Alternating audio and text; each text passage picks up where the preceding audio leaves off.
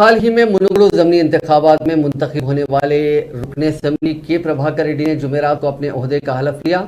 उनके साथ पार्टी के कारगुजार सदर वो रियासती वजीर KT रामाराव और दीगर कायदीन भी मौजूद थे। स्पीकर असेंबली पोचाराम श्रीनिवास रेड्डी ने उन्हें हलफ दिलाया। जुमेरात की सुबह असेंबली में मुनक़दा तकरीब में वज़रा हरीश राव, जगदीश रेड्डी, पोवाड़ा अजय कुमार, जगदीश रेड्डी, महमूद अली और दीगर ने शिरकत की। इसके साथ ही रियासती असेंबली में TRS के अराकीन की तादाद बढ़कर 104 हो गई है। रियासती असेंबली में MIM फिलहाल दूसरी सबसे बड़ी पार्टी है, जिसके 7 अराकीन असेंबली हैं। कांग्रेस के 5 और BJP के 3 अराकीन हैं। प्रभाकर रेड्डी ने BJP उम्मीदवार राजगोपाल रेड्डी को 10,000 से ज्यादा वोटों की अक्सरियत के साथ ज़मीनी इंतखाब में शिकस्त दी थी।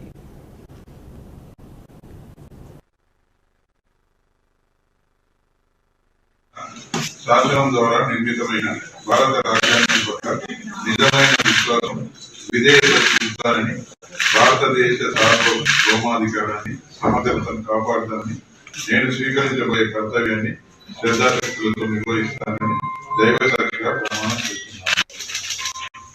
తెలంగాణ శాసనసభ సభ్యుడైన పూర్తి ప్రభాకర్ రెడ్డి అని నేను సభ నియమాలకు కట్టుబడి ఉంటానని, వాటిని సభ మర్యాదలను పాటిస్తానని, సంప్రదాయాలను గౌరవిస్తానని